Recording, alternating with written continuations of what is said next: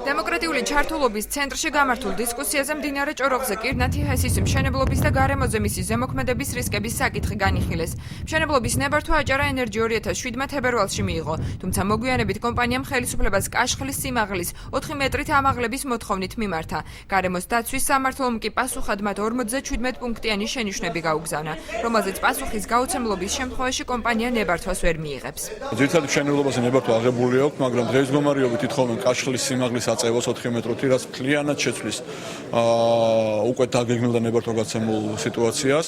გარემოს სამინისტროში 8 მაისს შევიდა გეზეთშესთან დაკავშირებით, მსვლელებასთან დაკავშირებით პირველადი განხილვის დოკუმენტი და ეკოლოგიური ექსპერტიზის შემდეგ 57 კითხვაა გარემოს სამინისტროს, რომელზეც პირველ ეტაპზე პასუხს ითხოვს დაზუსტებას, რადგან საერთოდ განხილვაში დაიწყოს ამ დოკუმენტის. პროექტთან შენიშვნები აქვთ ორგანიზაცია მწვანე ალტერნატივას წარმომადგენლებსაც, მათი თქმით, კომპანიამ მშენებლობა მოქალაქეების განსახლების გეგმის გარეშე დაიწყო. ამ კომპანიას პასუხი არ აქვს კითხვაზე, გააკეთა თუ არა განსახლების სამოქმედო გეგმა და რის საფუძველზე დაიწყო აღნიშნული საკომპენსაციო ღონისძიებების გატარება.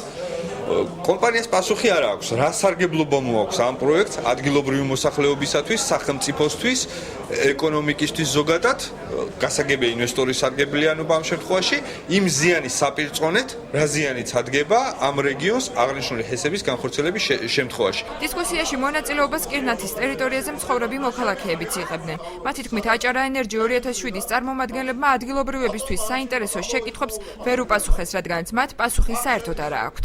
კონკრეტული კითხვები ჰქონდა ჩვენ მაგ კომპანიასთან და ხელმძღვანელობასთან, რომ ჰესთან მშენებლობასთან დაკავშირებით ძალიან დიდი საშიშროება ელოდება 5 სოფელს.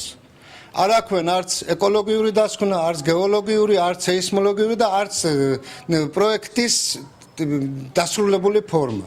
შეხვედრის დასრულების შემდეგ აჭარა ენერჯი 2007-ის წარმომადგენლებმა ჟურნალისტების შეკითხვებზე პასუხის გაცემა არ ისურვეს და ტერიტორია უკომენტაროდ დატოვეს.